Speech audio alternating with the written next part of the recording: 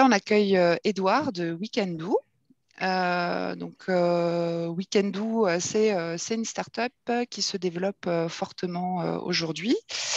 Moi, je l'ai connu parce que je suis cliente Weekendoo, en fait. Passer des moments avec des artisans qui proposent du do it together, c'est quelque chose que je trouve très intéressant, du point de vue professionnel aussi, du coup. Et j'aimerais bien en fond de ce que va vous dire Édouard, vous gardiez présent à l'esprit que les artisans, si à un moment donné, il y a une plateforme de commercialisation à l'échelle Grand Est qui se monte et c'est un projet, enfin c'est plus qu'un projet, ça va arriver, une place de marché qui va arriver, ils viendront aspirer finalement toutes les expériences qui sont déjà vendues en ligne.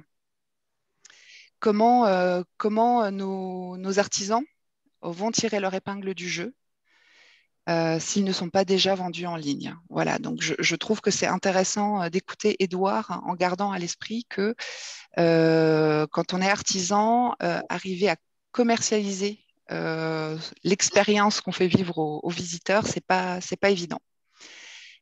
Et on peut avoir un rôle là-dedans. Voilà, on aura l'occasion d'en rediscuter. Je dis bonjour encore à ceux qui viennent de nous rejoindre. Bonjour Aude. Bonjour, pardon pour Et, le retard. et voilà. En tout cas, j'ai demandé à Edouard aussi d'expliquer quel rôle peut avoir une tête de réseau, comme un office de tourisme, euh, pour voilà, quelle place il peut prendre en fait pour mettre en valeur des expériences pour nos visiteurs qui sont en lien avec les artisans. Voilà, je passe la main à Edouard, qu'on accueille aujourd'hui. Ça marche, merci beaucoup, Diana. Est-ce que ça marche bien le son? Vous m'entendez correctement ou c'est tout? Oui, parfait. Top, ben, merci beaucoup pour votre temps. J'ai fait aussi quelques petites. Désolé, j'ai encore fait un PowerPoint. Je ne savais pas que c'était c'était un trauma. Mais résultat, il y a un petit PowerPoint aussi. Euh, donc déjà, bah, merci beaucoup de prendre le temps de m'écouter. Donc j'ai monté une entreprise qui s'appelle Weekendoo, c'était il y a 4 ans. On est trois à avoir monté ça, tous les trois passionnés d'artisanat, soit par notre famille, donc enfin la famille d'Arnaud en l'occurrence, une famille de meuniers et de boulangers. Moi j'ai toujours été manuel depuis que je suis petit, je suis parti un petit peu en cuisine après. Et Grégoire, notre dernier associé, lui vient de Limoges, dans le Limousin, où beaucoup de familles en fait, qui est producteurs ou agriculteurs ou aussi artisans. Donc, on baignait un petit peu dans le bain, on va dire, depuis qu'on était petit, avec une vraie volonté de s'engager pour le secteur, ne sachant pas forcément exactement ce qu'on allait faire en fait pour le secteur. On a commencé par faire un tour de France, on a rencontré à peu près 300 artisans pendant 2 mois, en leur demandant bah, qu'est-ce qu'on peut faire d'utile et quels problèmes vous rencontrez. Il y avait trois problèmes principaux, enfin qui sont revenus en tout cas régulièrement parmi pas mal de problèmes différents. Le premier, c'était la notion de digital. Tous les artisans nous disaient, bah, écoutez, je ne suis pas forcément formé au digital et en plus, ça prend un temps fou lorsqu'on n'est pas formé d'être présent sur Internet. Et en plus, potentiellement, ça coûte de l'argent si on veut faire de la communication et de la publicité digitale. Le deuxième point, c'était la distribution. Assez dur de se distribuer lorsqu'on est artisan. Canaux principaux, c'est quand même plutôt de la grande distribution qui demande des volumes importants, assez standardisés, ce qui est plutôt une antithèse d'une production artisanale à plus petite échelle et relativement sur mesure. Et le troisième point, c'était une notion de perception prix. Et tous les artisans nous disaient, bah, écoutez, moi j'envoie plein de devis, je fais plein de salons, mais par contre, on me dit toujours que ce que je fais est trop cher, quoi. Et c'est sur ce troisième point qu'on a voulu un petit peu appuyer en permettant au grand public justement d'aller chez un artisan pour mettre la main à la pâte. Donc l'idée, c'est vraiment de se rendre dans son atelier pour mettre la main à la pâte à ses côtés, réaliser une création et repartir avec sa création à la fin. L'objectif de ça, c'est qu'en fait, on passe 1 heure, 2 heures, une journée avec un artisan. Et en fait, on se rend compte de la valeur du travail et de la valeur de la matière, en fait, quelque part, et finalement de la valeur de l'objet, quoi. Et en fait, en faisant ce travail au début un petit peu pédagogique, on s'est rendu compte que finalement, en France, il y a 220 000 entreprises de production et qu'en fait, on est entre guillemets assis sur un trésor d'expérience qui est assez peu exploité au final. Et assez peu aussi, on va dire, syndiqué dans le sens où il est dur. Enfin, souvent les visites d'ateliers, souvent, les visites d'atelier sont faites simplement en physique. Donc, en gros, on passe au bord d'un atelier, il y a un panneau au bord de la route. Mais par contre, l'accessibilité digitale n'est pas forcément évidente. Et en plus, la réservation digitale l'est encore moins. Voilà un peu pour le constat. Dites-moi bien s'il y a des questions ou des trucs qui vous paraissent pas clairs, etc. Je vais partager mon écran. Comme ça, je vous montre la petite présentation que j'avais faite. Est-ce que vous voyez bien? Pareil? C'est tout? Oui, c'est arrivé chez moi en tout cas. Ça marche. J'ai vu un hochement de tête aussi, donc ça m'a l'air pas mal. Donc la mission qu'on s'est donnée, donc aujourd'hui ce qu'on se définit comme un collectif. Donc en gros, l'idée c'est que nous on puisse aider les artisans dans le développement de leur activité de mise en tourisme. Donc dans ce qu'on appelle la mise en tourisme, ça va être la capacité à accueillir du grand public. La capacité à accueillir du grand public, elle va aussi bien via des visites. Donc ça peut être des formats où par exemple on se rend chez l'artisan, on visite son atelier, on fait une dégustation. Ça peut être aussi au travers d'ateliers plus manuels, résultat où chacun met la main à la pâte et repart avec sa création. Ou alors ça peut être des formats plus longs dans une optique potentiellement de reconversion. Et ça, on le fait avec des artisans, mais on le fait aussi avec des producteurs dans une gamme qu'on a appelée justement le terroir. Aujourd'hui, on travaille avec à peu près 900 artisans dans une vingtaine de villes en France. La mission qu'on s'est donnée, c'est donc de remettre le fait main dans notre quotidien. Donc l'artisanat dans notre quotidien. Pourquoi? Parce qu'on considère qu'il y a l'artisanat, on l'a un petit peu oublié. Avant, il était dans les centres-villes, il en est un petit peu sorti. Et le fait de ne pas avoir forcément bien pris le virage digital fait qu'ils sont encore moins visibles. Et on a envie de remettre ces valeurs dans le quotidien. Ça peut être au travers du cadeau. Les gens achètent aussi beaucoup d'ateliers sous forme de cadeaux. Ça peut être aussi sous forme de loisirs, évidemment. Qu'est-ce que je vais faire ce soir, ce week-end? Ça peut être aussi en entreprise. On accueille beaucoup d'événements pour des groupes. Donc, ça peut être des groupes de 5 à plus de 500 personnes qui, en fait, viennent et ont déjà fait, ont déjà fait du bowling et du karting. Et en fait, ce coup-ci, ils vont faire de la poterie. En termes de savoir-faire, donc on propose un peu plus de 100 savoir-faire différents. Donc, ça peut être aussi bien des métiers de bouche que des métiers d'art. Donc, on peut apprendre à fabriquer du fromage, un bretzel, plein de choses différentes, aussi bien que des métiers d'art, donc le travail du cuir, le travail du bois, le travail du papier, notamment, j'y pense à Strasbourg, qui est assez présent. Pour vous donner quelques exemples, donc vraiment, si on fait un zoom sur la partie Grand Est, aujourd'hui, on propose plus de 130 ateliers avec 70 artisans. Et depuis qu'on a lancé dans la partie Grand Est, donc il y a à peu près 1 an et demi, je dirais maintenant, on a accueilli plus de 2600 participants. Après, je pense que, étant dans le tourisme, vous savez que cette dernière année était un peu montagne russe. Donc, on a quand même réussi à accueillir 2600 personnes malgré quand même quasiment 5 mois et demi de fermeture sur cette dernière année, quoi. En termes de revenus, il faut voir qu'on apporte en moyenne 750 € aux artisans avec qui on travaille. Donc, ça représente plus de 40% de revenus pour eux. Donc, le revenu moyen d'un artisan, c'est à peu près 22 000 € par an. Donc, ça fait un sacré boost aussi de revenus pour eux. Et ça, c'est un revenu qui est direct, donc un revenu qui est lié finalement aux ateliers. Et en fait, à l'issue de l'atelier, il y a souvent des ventes aussi qui sont faites où en fait, les gens se disent « Ok, c'était super. Tiens, je vais aussi vous acheter un morceau de fromage ou je vais reprendre un paquet de café en plus, etc. » Au niveau du format, un petit peu comme je vous disais, de 1 heure à 5 jours, très très large. Les prix, ça commence à peu près 20 € pour les ateliers qui durent entre 45 minutes et 1 heure, jusqu'à 600 € si vous voulez rester beaucoup plus longtemps. J'ai mis quelques exemples d'ateliers. Par exemple, à Strasbourg, on peut s'initier au tour de potier au niveau de Port-du-Rhin. C'est des ateliers qui durent à peu près 2 heures, qui coûtent 45 ou 50 € suivant les artisans. En fait, vous apprenez vraiment à travailler la matière de A à Z. Donc, vous recevez directement votre pain de terre, vous apprenez à retirer les bulles, à le travailler, etc. Et ensuite, vous venez tourner directement votre pièce. Et ce qui vous permet, après cuisson, de repartir avec un bol, 2 bols, ou alors une assiette, etc.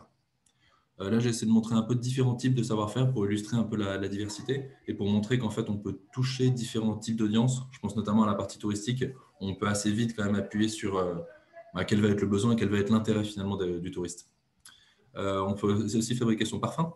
Donc, l'idée du parfum, c'est que c'est vraiment de créer un parfum sur mesure. Donc, on a ce qu'on appelle un orgue de parfum. C'est à peu près 180 facettes. Et en fait, après, on vient composer avec le parfumeur son propre accord olfactif. C'est un atelier qui dure 2 heures et demie et qui est autour de 70 € si je ne dis pas de bêtises. Et après, chacun repart avec un petit volume de parfum. C'est autour de 30 millilitres à peu près.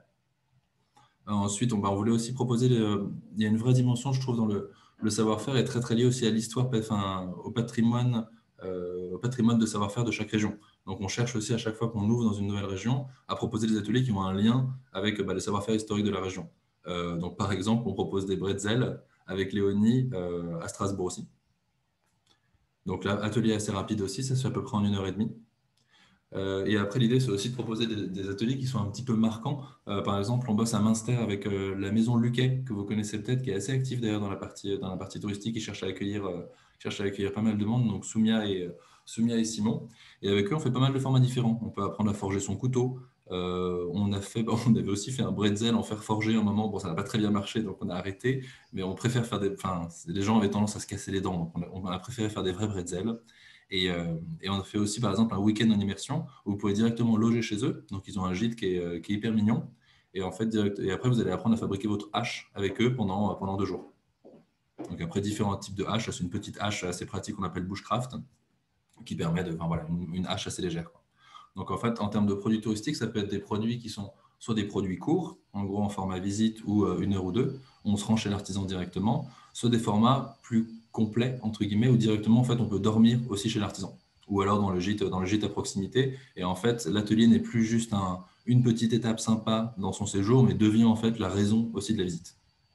Donc, on essaie de se positionner un peu plus largement comme ça. Ensuite, près de Colmar, on fait aussi du gin. Il y a pas mal de distilleries dans le Grand Est.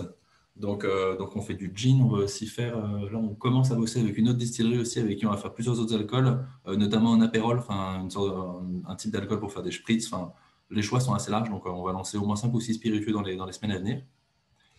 Ensuite, le tour à bois, notamment. Donc, le tour à bois, c'est un savoir-faire qui est assez hypnotique. Donc, en gros, vous avez une grosse pièce de bois que vous venez mettre entre deux étaux qui ensuite viennent tourner à pleine vitesse et vous venez le travailler avec une gouge métallique directement pour pouvoir le creuser. Et là, en l'occurrence, on fabrique avec lui des toupies, des assiettes, beaucoup de choses différentes.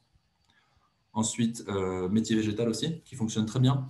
Parfois un petit peu moins facile pour une clientèle touristique, parce qu'en fait, repartir dans sa valise avec un terrarium, je vous garantis que le résultat va pas forcément, enfin, je vous garantis pas que le résultat va être fameux à la fin, mais par contre, plutôt dans une logique de loisir ou de tourisme de proximité, ça peut être quelque chose qui fonctionne très bien aussi. Donc, c'est ce qu'on fait aussi avec Eric, notamment à Strasbourg, où là, on fabrique un terrarium qui en fait est un petit écosystème végétal. Vous n'avez plus à l'arroser, ça crée un peu, enfin, lui-même crée sa buée. C'est un peu le cycle de l'eau qui est reconstitué, donc lui-même crée sa buée et en fait s'auto-arrose et s'auto-alimente en continu. Et ensuite, pareil, il y a une belle industrie du papier aussi. Je pense. Là, il y a pas mal d'ateliers autour de Strasbourg, mais la diversité est quand même plus importante. On a lancé Metz, Nancy et Colmar-Mulhouse. C'était avant-hier. On a commencé à mettre en ligne les ateliers dans la région aussi. Il va y en avoir encore plus là, dans les semaines à venir, donc on est en train de les mettre en ligne. Typiquement, à Strasbourg, il y a une très belle histoire autour du papier aussi. Donc, on bosse avec Thomas qui fait du papier dominoté, notamment. Donc, l'idée, c'est de travailler donc, à graver une sorte de presse, donc en fait une presse qui est en lino. Et on vient la graver, ensuite on vient marquer on vient la poser dans de l'encre et ensuite marquer son papier pour créer des différents formats. Donc, en gros, c'est ce qu'on appelle un lait qui va permettre d'avoir un joli papier qui sera tendu entre deux planches de bois. Ou même si on veut répéter l'opération, on peut aussi l'envisager sous forme de papier peint, par exemple. Et donc, l'idée, c'est qu'à chaque fois, avec l'artisan, lui puisse nous témoigner un petit peu de son savoir-faire et aussi de l'histoire de son savoir-faire, en quoi il contribue finalement à une économie locale et à l'origine finalement en fait, retracer avec lui l'histoire de son savoir-faire. C'est vraiment ça qui est intéressant à chaque fois au travers de l'atelier. N'hésitez pas si vous voulez me poser des questions, quelque chose comme ça. C'est pas évident. Au niveau des formats, donc comme je vous disais, on a plusieurs formats différents. Les initiations, donc qui sont les ateliers qui durent entre 1 heure et une journée. Vous mettez la main à la pâte et vous repartez avec votre création. Ce nouveau format qu'on a lancé il y a pas très longtemps, il y a à peu près 3 semaines maintenant, qui sont visites et dégustations. À mon grand malheur, tout le monde n'est pas manuel, il faut l'accepter. Et donc parfois, les gens ont simplement envie de visiter un atelier et à la fin, soit de déguster, soit participer à une démonstration de savoir-faire. Donc dans ces cas-là, on va visiter par exemple une brasserie, on va visiter une brasserie de bière, on découvre un petit peu le fonctionnement d'une brasserie et à la fin, on fait directement une dégustation dans la taproom, enfin dans la zone de dégustation. Ça peut être fait aussi avec des métiers d'art. Typiquement, là, on va le lancer à Paris avec une grande manufacture de porcelaine. Et en fait, on visite toute la manufacture et à la fin, on a le droit, entre guillemets, à une démonstration du savoir-faire. Donc, un petit peu comme une approche muséale, finalement, mais qu'on a voulu un petit peu augmenter avec ce côté soit démonstration, soit dégustation à la fin, et avec un côté un petit peu plus intime aussi, qu'on trouvait sympathique, avec vraiment, je vais parler à la personne qui détient le savoir-faire, et pas forcément à un guide qui, finalement, dont le métier est finalement de faire visiter, quoi. Ensuite, enfants et famille. Enfants et famille, ça commence à partir de 6 ans pour le coup. Ça peut être soit un enfant seul, donc ça peut être l'enfant qui à ce moment-là est déposé à l'atelier par ses parents. Ça peut être aussi des duos parents-enfants. C'est quelque chose qui fonctionne très bien. C'est marrant, dans une famille, souvent il y a l'enfant et les parents, et la verticale de un enfant et un parent n'est pas toujours beaucoup faite. Et c'est intéressant de dire qu'un enfant peut créer un lien direct avec soit son père et soit sa mère pendant un certain temps. Et c'est un petit peu la volonté qu'on avait au travers de ces formats de duo. Et donc à ce moment-là, c'est un enfant et un parent qui se rendent ensemble chez un artisan et qui fabriquent ensemble quelque chose. Ils ne fabriquent pas toujours la même chose, évidemment, parce que les parents souvent un peu plus, sont quand même souvent un peu plus alertes pour fabriquer ça. Donc ça va être par exemple dans le textile, l'enfant va fabriquer une sorte de petite cape, on va dire, assez simple, quand la mère pourra directement, elle, fabriquer une jupe.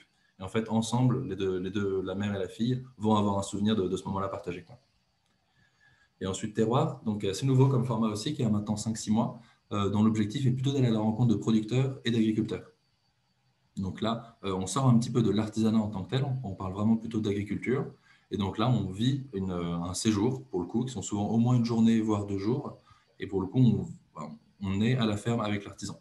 Donc ça va être par exemple, on travaille avec un élevage d'autruches, donc apprendre à élever des autruches. Ça peut être simplement une ferme plus classique où on apprend à s'occuper des animaux. Ensuite, on peut aussi faire du fromage potentiellement avec eux. C'est vraiment très très large. Là, l'animal que vous voyez qui a de la laine plein les yeux, avec lui, typiquement, on travaille avec une ferme qui fait du tissage de laine. Donc, en fait, on apprend à tondre les moutons et après, on réalise une pièce de tissu qui est souvent une sorte de petit plaid qu'on peut directement garder pour nous. Donc, je vais directement aller sur celle-ci qui me paraît important. Notre métier, qu'est-ce que c'est réellement? Donc, on pourrait penser qu'on est une simple marketplace. On a évidemment un rôle de marketplace parce qu'on a un statut d'intermédiaire, mais notre rôle, c'est de créer de l'offre. Donc, en fait, on est une équipe d'une dizaine de personnes qui ont des backgrounds, enfin des parcours, soit d'anciens artisans, soit d'anciens designers, et dont l'objet est de créer les expériences avec les artisans. Donc, en fait, on va à la rencontre des artisans à chaque fois. Donc, il y a une phase de prospection, de démarchage, etc. On les identifie. Ensuite, on se rencontre à chaque fois. Donc, en fait, on connaît le lieu, on le visite, et ensuite, on discute avec l'artisan. C'est des rendez-vous qui durent de 1 heure à parfois 2 heures et parfois un déjeuner après. Et en fait, on co-crée avec eux les expériences. Et notre rôle, c'est vraiment de traduire leur savoir-faire en un moment cool, quoi. Souvent, lorsque vous rencontrez un artisan pour la première fois, il va vous dire, bah ouais, moi j'aimerais bien que mon atelier il dure 2 jours et qu'il soit facturé 1 000 euros. Mais en fait, c'est pas du tout, enfin, c'est pas forcément un produit qui est très adapté à une clientèle touristique.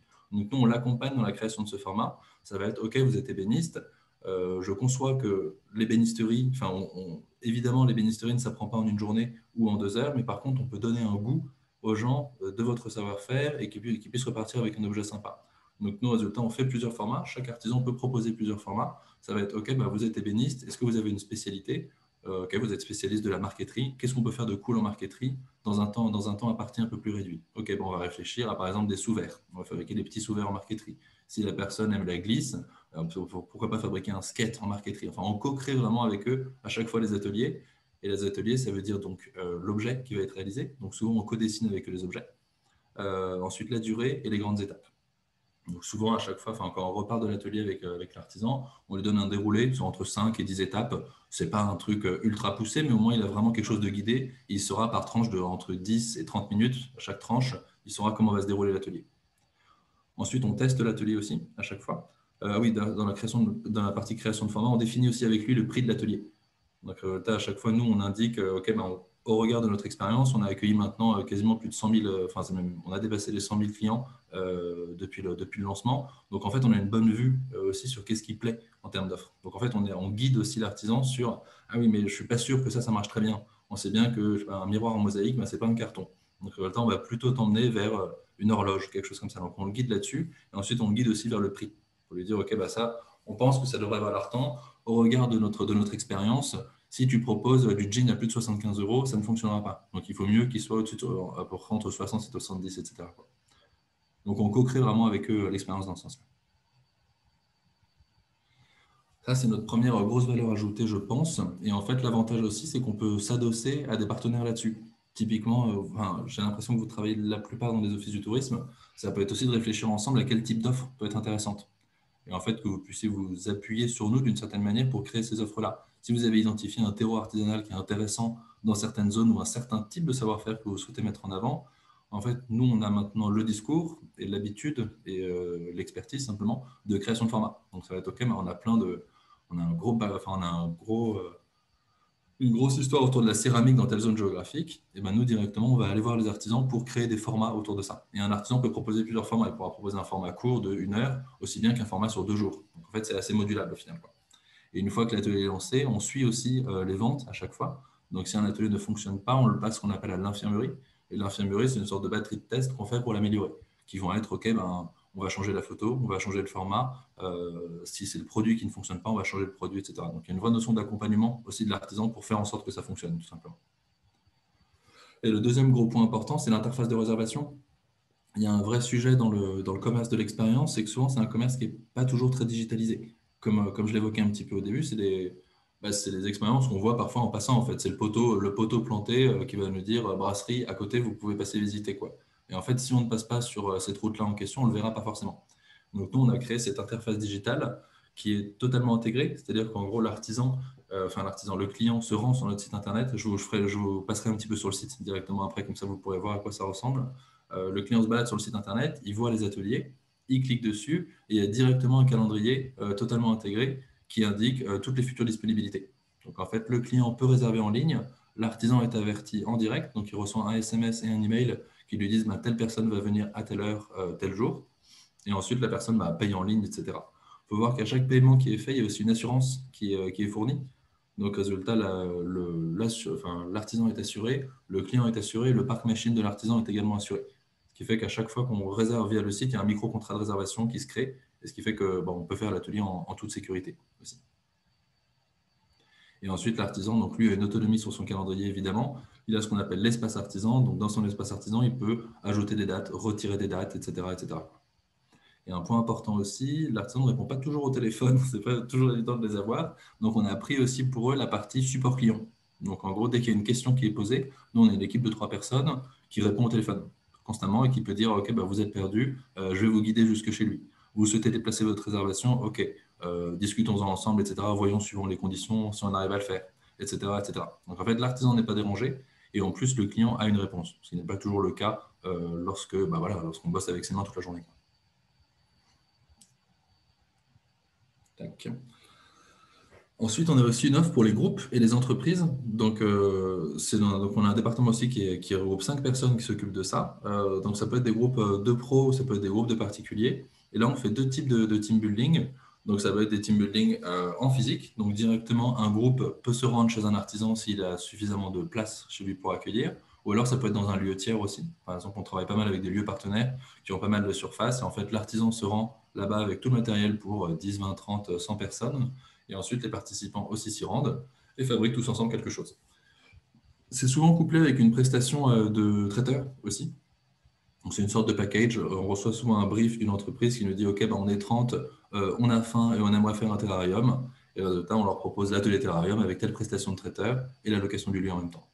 Donc, en fait, on a un petit peu un rôle d'agence là-dessus, pour le coup, comme une agence événementielle, on pourrait dire. Et ensuite, pendant le premier confinement, on avait créé des team building en ligne, pour le coup. Et l'idée de se dire, c'est qu'en fait, c'est compliqué de se rencontrer et tout le monde devient un petit peu fou chez soi à faire des visios toute la journée. Et donc, on a créé les team building en ligne où chacun reçoit résultat un kit chez soi. Ou alors, ça peut être simplement une liste de courses. Tout le monde se connecte en visio et on fait un atelier donc en ligne, un team building en ligne. Et l'artisan donc est connecté et vous accompagne dans les étapes de fabrication du produit directement.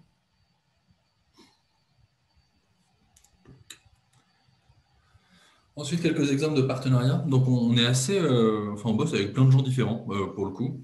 Donc, on bosse aussi bien avec des parcs naturels régionaux. En l'occurrence, là, j'ai indiqué celui de la vallée de Chevreuse qui nous avait demandé de l'aider à créer une route des savoir-faire. Donc, en gros, ils ont plein d'artisans dans le parc. Et l'idée, c'était un peu de fédérer ça et d'offrir une interface technique. Donc, on est allé voir plein d'artisans dans le parc pour leur proposer de faire des ateliers. Et ensuite, donc, on a co-créé avec eux les formats sur aussi les conseils du parc. Donc, le parc nous a dit, mais nous, on aimerait plutôt des séjours un petit peu plus longs. Donc là, on s'est mis plutôt à bosser sur des formats de 2 jours. Mais certains nous ont dit, oui, mais à proximité de la gare, ce serait intéressant d'avoir des formats plus courts, un peu plus visites. Donc en fait, on s'appuie sur l'expertise terrain, enfin l'expertise du territoire finalement, du parc. Et ensuite, nous, en gros, ils nous envoient définir des formats avec les artisans. Et ensuite, évidemment, on a créé une page dédiée pour eux, donc une page qui est co-brandée, il y a et leur logo et le nôtre, et qui met en avant justement les ateliers directement du parc naturel régional. Ensuite, on bosse un petit peu avec les chambres des métiers. Je ne sais pas s'il y a des chambres des métiers dans la petite réunion. Non, pas forcément. Bon, Non, elles ont été invitées, mais voilà. ça marche. On Bon, leur enverra le replay. ça marche. Je passe rapidement dessus. Donc, résultat, plutôt avec les chambres des métiers, c'est plutôt dans une logique de communication auprès des artisans. Donc, faut voir, au début, on avait un statut d'asso qu'on a gardé, en fait, ça s'appelle les Amis de Weekendoo. Et l'idée, c'était aussi de fédérer les artisans. Donc, on fait plein d'événements, on fait des formations pour les artisans. On a même créé une petite monnaie alternative qui s'appelle le Kendo.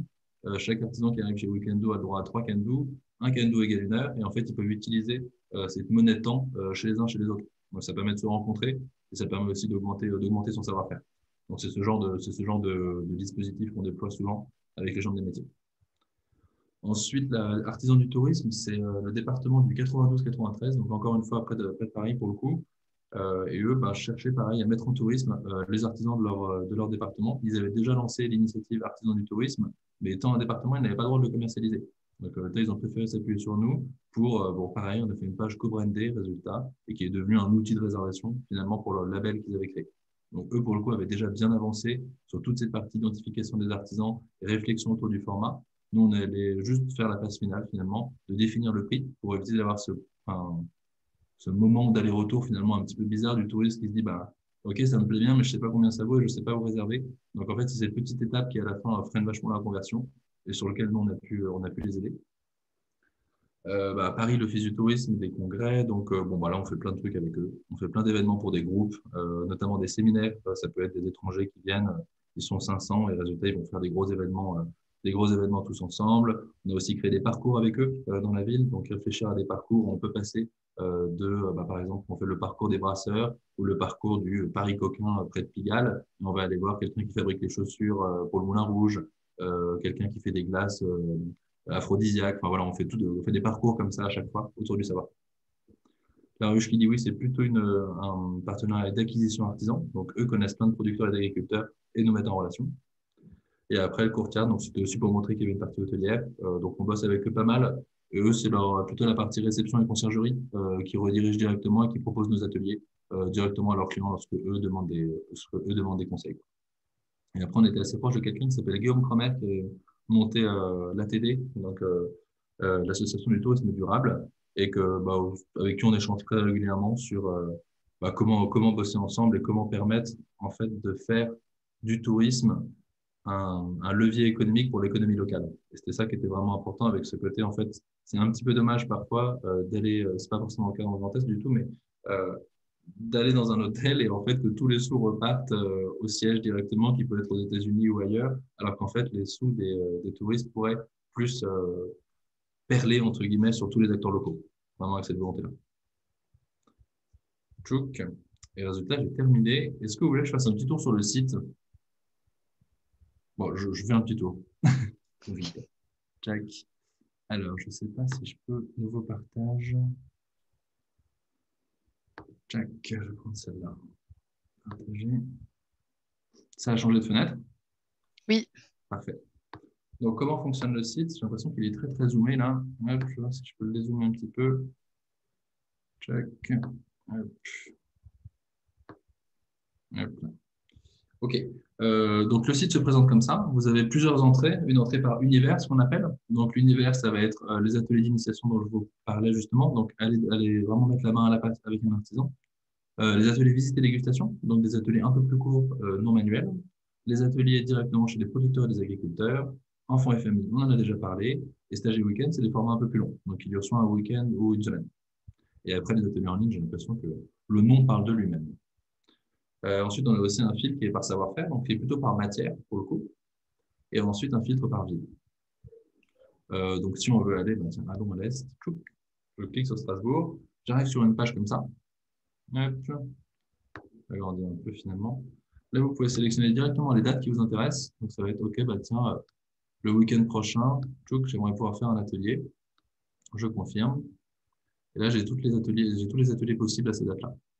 Donc, je sais que je vais pouvoir aller faire du parfum, découvrir l'apiculture, fabriquer mon savon, mon jean, des bretzels, un luminaire en porcelaine, etc., etc.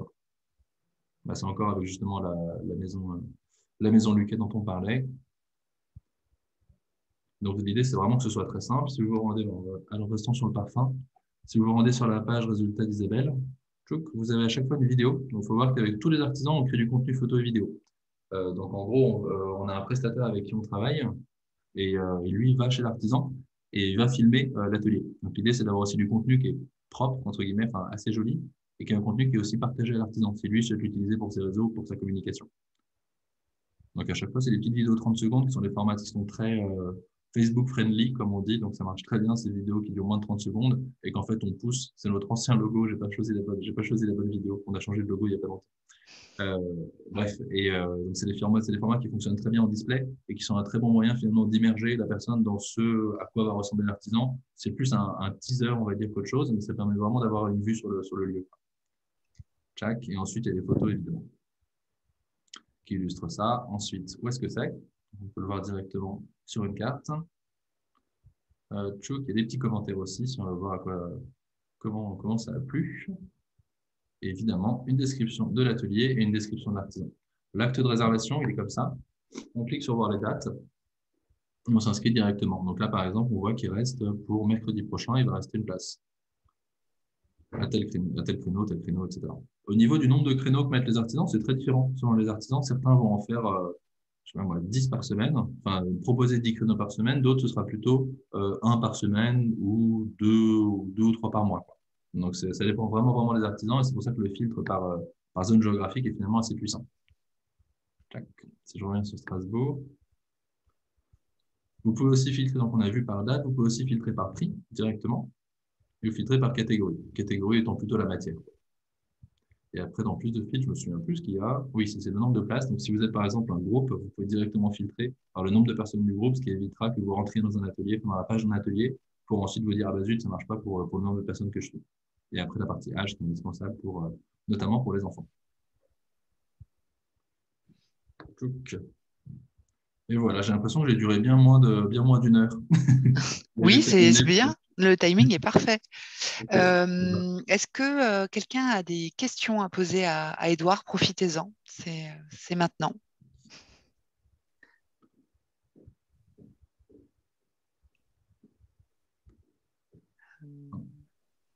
Ouais. Oui, il y a Stéphane. Oui, alors bonjour à toutes et à tous.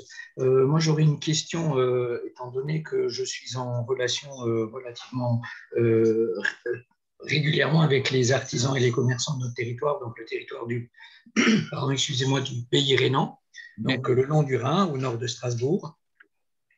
Donc, j'aimerais bien savoir comment vous gérez un petit peu l'approche de l'artisan et du commerçant, puisqu'ils ont tout le temps la tête dans le guidon, ils n'ont jamais le temps. Ouais, on est bien d'accord. Ouais. Bah, c'est notre métier. On est bien d'accord, ils n'ont jamais le temps. Donc, on s'est pas mal peaufiné commercialement. Donc, voir un petit peu comment est-ce qu'on les suit. On a des techniques commerciales assez classiques, je pense. Donc, on a des loops, enfin, des boucles, des séquences de mails qui partent régulièrement. Ensuite, en fonction du nombre d'ouvertures qu'on voit sur le mail, ça nous permet d'avoir un indicateur du taux d'intérêt qu'a l'artisan. Souvent, l'artisan va ouvrir votre mail 15 fois, mais ne va jamais prendre le temps forcément de vous répondre. Et pourtant, ça signifie une marque d'intérêt pour lui. Et ensuite, on fait du multicanal. Donc, en gros, on les contacte via le mail. Si on réalise qu'on a plus de 3 ou 4 ouvertures, on tente un autre canal. Donc, ça va être un téléphone ou par exemple un Instagram. Et ensuite, si tout ça ne marche pas, donc on teste au moins quand même 4 canaux. Et ensuite, on va le voir directement. Donc, on toque au carreau. Et à ce moment-là, il a moins de chances de s'échapper. Et comment vous êtes accueilli à ce moment-là lorsque vous présentez votre concept? Hyper variable sur les artisans. L'avantage, c'est qu'en fait, on a tout fait pour que ça ne leur coûte rien. En fait, il n'y a pas de frais d'entrée sur le site, il n'y a pas d'abonnement. Le seul frais qu'ils ont, c'est une participation à la prise de vue. Mais en gros, ils payent 100 € pour avoir une vidéo montée et des 20 photos HD, ce qui n'est vraiment pas grand-chose. Et en plus, c'est déduit des premières ventes, ils n'ont même pas avancé la trésorerie. Donc, en fait, il n'y a pas vraiment de coût pour eux. Là, ils se disent, OK, j'ai juste à être là le jour J et à transmettre mon savoir-faire. Et après, les arguments qu'on a, c'est du revenu, évidemment. Donc, on apporte, c'est quand même pas négligeable du tout, le revenu qu'on apporte. Et c'est surtout cette dimension de reconnexion avec la clientèle qu'on avait un petit peu, qu'on n'estimait pas comme étant aussi importante pour les artisans. Et avec ce côté, en fait, j'ai un petit peu de mal parce que mon site, il n'y a pas grand monde dessus. Il n'y a pas grand monde forcément non plus, ça dépend des zones évidemment, mais il n'y a pas grand monde qui rentre forcément dans ma boutique. Donc, en fait, le fait d'avoir pendant 1 heure, 2 heures, une journée des gens avec moi dans une relation qui est non transactionnelle, il faut voir que l'artisan n'est pas en train de faire une vente, en fait. Il a déjà vendu. Et donc, en fait, il se crée un moment de partage avec les clients qui est assez fort et qui deviennent finalement des clients à lui. Donc, souvent, au début, honnêtement, on gratte un peu. Il accepte, entre guillemets, de venir et au bout de 4 mois, il est mordu à l'hameçon, quoi. Et donc, finalement, après, il en fera plus régulièrement. Mais il y a une phase un peu de fragilité dans les 3-4 premiers mois qui est importante à bien gérer, justement. Donc, une fois qu'il est convaincu, l'artisan, le commerçant, il acceptera relativement facilement qu'il devra mettre en parenthèse son activité, son activité, je dirais, de tous les jours, pour accorder du temps à des gens qui sont intéressés à son activité. Ouais, c'est ça. C'est complètement ça. Ouais. Et après, l'avantage, c'est qu'on ne lui impose pas un nombre de créneaux. Donc, on ne lui dit pas, il faut que ce soit 5 fois par semaine. On lui dit 1 fois par mois. Franchement, les créneaux durent 2 heures, 2 heures par mois, c'est tout à fait faisable. Et en fait, après, il gère la jauge, en fait. Moi, je trouve que ce qui est très intéressant, c'est aussi tout de suite le rassurer sur le côté assurance. Oui. Parce que c'est vrai qu'aujourd'hui, quand on va chez l'artisan, chez le commerçant, surtout quand on va dans l'atelier, il a toujours peur parce qu'il ne sait pas ce qui va se passer avec les gens qui passent. Donc, avec cette solution-là de micro-contrat d'assurance, ça doit être très rassurant pour l'artisan. Complètement, c'est ça, ça les rassure beaucoup. Et en fait, aussi le fait de voir que d'autres l'ont fait avant, ça les rassure beaucoup. Donc, par exemple, le fait de faire un coup de fil à des pairs, enfin à des pairs, à d'autres artisans, souvent on lui donne le contact d'un autre artisan avec qui ça fonctionne bien et qui pourra lui donner un peu les éléments de bah, voilà, comment ça tourne en fait au quotidien. Ils sont tellement plus crédibles en parlant en tant qu'artisan que nous, en tant que petite start-up qui se balade avec ses lunettes un peu de partout en France, on est beaucoup moins crédible qu'un autre artisan, quoi. Donc, et dernière petite chose me concernant, bon, je comprends bien que l'intéressé, il paye tout de suite, mais est-ce que, et réserve son créneau, est-ce qu'il n'y a pas trop je dirais, de manipulation après, puisque bon, des fois, j'ai pas le temps, j'ai pas envie, ou j'essaye de repousser. Est-ce que c'est pas une charge trop lourde aussi pour ces changements d'horaire ou de date pour le commerçant, l'artisan?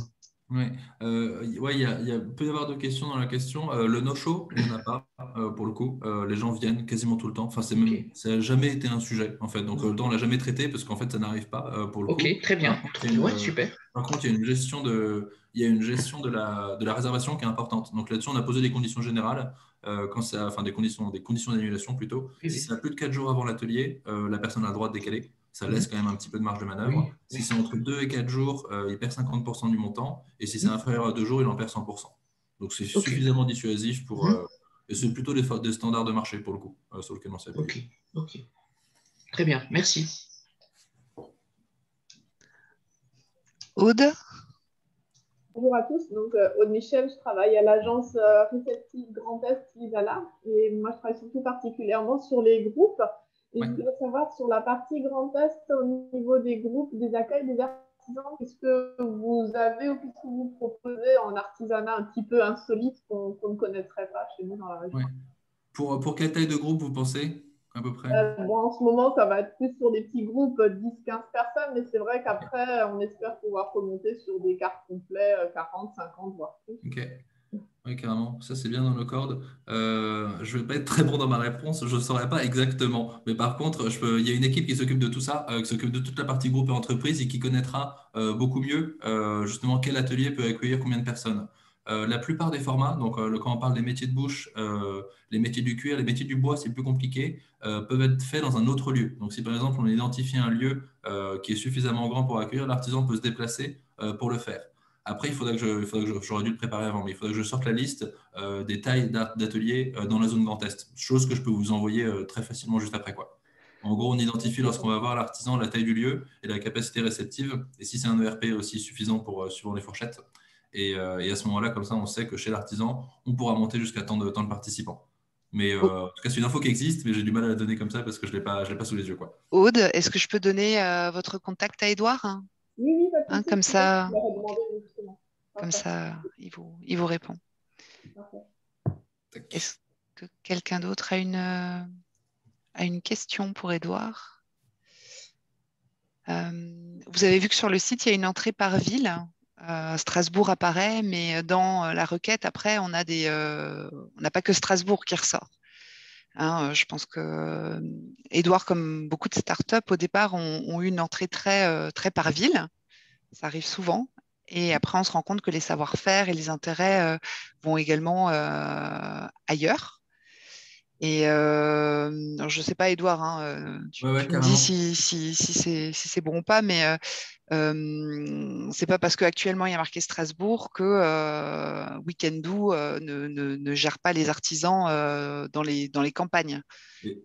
Bien au contraire, puisque c'est souvent, enfin, il y a des artisans en ville, mais il y en a aussi en campagne, donc c'est pas un frein en tout cas.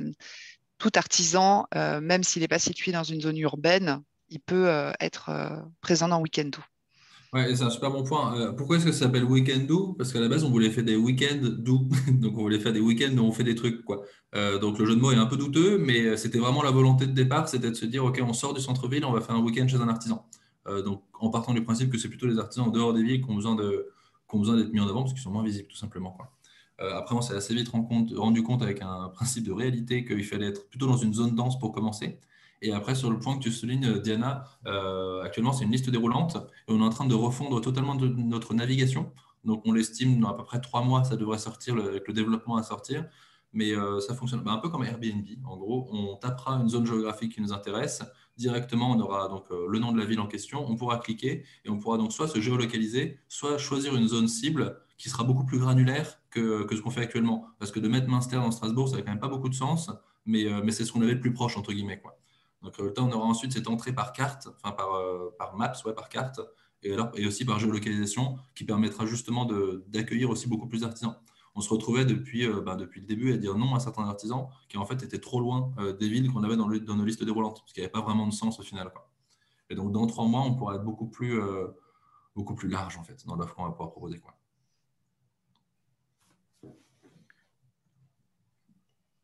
Personne ne veut poser la question qui. Ah, si, Olga. Ah, la commission, j'en ai pas parlé de la commission, c'est ça? Non, Ouais, t'as raison. mais Ouais. c'est peut-être pas la question d'Olga. C'était ma question. Ouais. En plus, je me Je suis voulais rendu compte. aussi, et je voulais aussi présenter donc un peu l'activité, pourquoi je participe à cette réunion aujourd'hui. Donc, je présente l'Agence régionale du tourisme Grand Est. Et comme la région est très, très grande, on structure l'offre aujourd'hui autour des différentes filières. Donc, moi, je suis chargée de la filière métiers d'art et savoir-faire. Et hier, nous avons lancé une première réunion de travail au sein du club Croissance Tourisme, donc en regroupant les différents artisans, donc petits, des grands. Donc, vous savez, dans le Grand Est, dehors, vous connaissez déjà bien la région. Donc, on travaille le verre, le bois, le textile, donc plein de bonnes choses. Et le but, c'est voilà, de voir comment, entre les petits, les grands, entre les différentes matières, on peut trouver une logique donc pour regrouper déjà tous ces particuliers, travailler ensemble une stratégie commune et voir sur les différents axes de communication, commercialisation, digitalisation et aussi donc la plateforme dont Diana parlait au tout début. Donc comment on peut les mettre en ligne tous ces acteurs-là. Et donc, bien évidemment, la question que je me suis posée, parce que ma mission principale, c'est surtout je suis business partner manager, donc toujours en développement du business. Et donc, on essaie de faire de l'intermédiation entre les partenaires touristiques et les agences de voyage, les tour opérateurs. Donc, ma question, est bien évidemment, c'est votre rémunération et d'autres conditions, à part ceux dont vous avez parlé par rapport donc à la création de pages, des photos, etc. Oui, carrément. C'est vrai que j'en ai pas parlé. C'est 20% de commission qui est pris sur tous les ateliers. Donc, il n'y a pas de frais d'entrée pour l'artisan, il n'y a pas d'abonnement. C'est simplement dès qu'il y a une réservation, on prend 20% dessus. Comment est-ce que ça a été défini? Encore une fois, c'est un standard de marché, donc on a un petit peu regardé. Airbnb Experience fait la même chose, tout le monde est à peu près à 20%. Si on fait moins, c'est assez compliqué de faire de l'intermédiation croisée, donc de bosser avec des partenaires. Si on veut se connecter avec un TripAdvisor, eux, ils vont nous prendre au moins 10%, voire plus. Donc, en fait, en dessous, on commence à être un peu en difficulté. Et après, dans les 10%, enfin, dans les 20%, pardon, il y a tout est inclus. Donc, en gros, l'assurance est incluse, les frais de paiement sont inclus. Il n'y a pas de faux frais en plus, quoi. Donc, c'est vraiment tout inclus là-dessus. Et c'est un truc qui est relativement fixe pour le coup. Enfin, on négocie pas avec les artisans là-dessus parce que on a fait le choix d'être honnête et on sait très bien que ceux qui proposent les 10%, bah, ils vont mourir dans 1 an et demi. Et sauf s'ils s'appellent, je sais pas moi, sauf s'ils sont colossaux, mais les chiffres ne marchent pas en fait si on se met à 10%. Donc on n'a pas essayé, ça paraît vraiment assez compliqué. Et dans l'ensemble, c'est plutôt bien reçu par les artisans parce qu'on l'explique en fait. Donc, si on se dit, bah voilà, vous avez 1,5% qui part en assurance, un petit 1,5% aussi en frais de paiement. Ensuite, vous avez de la pub. Donc, en gros, trouver un client, ça nous coûte à peu près entre 6 et 10 euros aussi. Donc, tout ça s'additionne. Et ensuite, toute la partie support client, où en fait, quelqu'un répond au téléphone pour vous, quoi. Et ça, c'est quelque chose qui a une vraie valeur aussi. Donc, en fait, souvent, en dépilant ces 4 ou 5 arguments, l'artisan le comprend bien, quoi. Après, il y a toujours cette cette vision de la plateforme où c'est quelqu'un qui prend une gratte sur mon dos. Alors que notre métier, il est quand même, enfin, c'est quand même un peu plus que ça, quoi. C'est quand même de trouver des clients et c'est un sacré chantier d'aller trouver des clients sur Internet, de créer des formats et de gérer une fluidité opérationnelle, quoi. Donc dans l'ensemble, c'est quand même plutôt bien reçu par rapport à ça. Par rapport aux disponibilités, vous avez des fois des soucis ou en règle générale, la réservation tombe sur demande et c'est confirmé assez rapidement? Alors, les dates sont déjà en ligne. Donc, en gros, il y a des dates déjà disponibles off the shelf, on pourrait dire, vraiment qui peuvent se réserver directement. Et ensuite, on peut aussi faire des demandes de dates. Donc, à ce moment-là, c'est dans la petite pop-up, dans la petite fenêtre qui apparaît en pop-up. Si ça ne vous convient pas, les dates qui apparaissent, vous pouvez faire une demande de date et l'artisan doit répondre sous 24 heures. D'accord. C'est le délai qu'on a fixé. C'est un travail sur un truc sur lequel on bosse C'est beaucoup. très bien. C'est un truc sur lequel on bosse pas mal en ce moment. Pour l'instant, les notifications, on ne peut pas en fait créer un créneau depuis son mobile. En gros, c'est nous qui avons développé toute l'interface pour ne pas être dépendant d'un CMS ou d'un outil de réservation qui est souvent trop desktop, enfin trop ordinateur. Et en fait, l'artisan fonctionne sur mobile. Donc en fait, on fonctionne énormément par SMS avec tiens, telle personne arrive à telle heure, etc., etc. Et la prochaine étape sur la partie privatisation, enfin demande de date plutôt, et c'est la même chose pour privatisation. Lorsque vous voulez privatiser, vous faites une demande de date. Et en fait, l'idée, c'est que l'artisan le reçoive par SMS et il a juste à répondre oui, non, ou alors 1, 2, 3 suivant les 3 dates proposées. Et ça crée le créneau en ligne et le client peut payer. Ce qui permet d'avoir un truc beaucoup plus instantané, quoi. Donc oui, donc il a l'info assez rapide et donc Pour l'instant, c'est une info sur laquelle il n'a pas de possibilité d'interaction. C'est une info sèche, entre guillemets. Il est obligé de se connecter à son espace pour cocher la petite case oui. Et la prochaine étape, c'est justement d'être 100% mobile, entre guillemets, quoi, là-dessus. Super. Très bien. Merci beaucoup. Merci. Petite question subsidiaire, quand un artisan vous demande de créer du contenu, est-ce qu'il en est propriétaire? Qui est propriétaire du contenu? Le contenu, lequel? Le contenu image? Le contenu image, vidéo qui est Ouais. créé On de l'expérience. on est copropriétaire, donc on a le droit de l'utiliser. Et en fait, à chaque fois qu'on fait une prise de vue, en fait, c'est bizarre, l'image, c'est le photographe qui en est propriétaire et qui nous cède des licences EVI, en gros. C'est comme ça que ça fonctionne dans l'image. Donc, en gros, tous les photographes qui viennent le faire sont propriétaires de l'image. On a des licences pour Weekendo et des licences pour l'artisan, et qui sont des licences d'exploitation de l'image, photo, vidéo, avis, etc., etc. Donc, si on promeut, enfin, je n'ai pas dit je le ferai, qu'on le fera, mais si on promeut Weekendo et que des artisans créent du contenu vidéo, photo, il peut l'injecter aussi dans nos outils pour parler des expériences. Ah, carrément, carrément, carrément. Voilà. En fait, ce qu'on fait, c'est que nous, on crée du contenu parce que souvent, enfin, on ne l'a pas fait uniquement par plaisir, c'est aussi parce qu'il n'y en avait pas assez à la base, quoi. Il y avait surtout des contenus extrêmement hétérogènes, beaucoup de photos, beaucoup d'artisans avaient le goût du noir et blanc quand on s'est lancé. Et en fait, ça ne marche pas très bien parfois. On dit le noir et blanc, c'est très beau, mais en fait, ce n'est pas très expérience, quoi. C'est plus musée qu'expérience, quoi. Ouais, donc, vous l'accompagnez aussi dans la scénarisation, en fait. C'est ça. En fait, nous, il y a le photographe qui vient, la prise de vue dure 1h30 ou 2 heures, 1h30, je crois, et le photographe vient, il y a des figurants qui viennent, donc ça permet aussi de tester l'atelier. Si on parlait du fait de l'artisan qui est pas forcément à l'aise sur qui va venir, etc., en fait, ça lui permet de tester le format, donc ils se rend assez bien compte, et on fait une sorte de faux atelier, finalement, pendant 1h30, et ça nous permet de sortir 20 photos HD, une vidéo montée de 30 secondes pré-chartée, enfin déjà montée, quoi. Et ensuite, l'artisan a aussi tous les rushs. Donc, en gros, toutes les séquences vidéo qui ont été prises brutes, eh ben, il peut aussi les récupérer pour lui faire du montage derrière. Donc, en fait, s'il veut, par exemple, alimenter ses stories sur Instagram, des choses comme ça, il pourra le faire directement depuis les rushs bruts, quoi. Enfin, depuis le contenu brut, quoi. Et après, il peut l'utiliser, nous aussi. Pour le coup. Okay. D'ailleurs, on a même le droit nos partenaires ont le droit de l'utiliser aussi, en fait. Donc, si par exemple l'ADT veut utiliser des photos faites par l'artisan ou par Weekendo, en fait, via Weekendo pour l'artisan, c'est possible aussi, quoi. Bon. Avec notre accord. Ça va pour vous? Ok.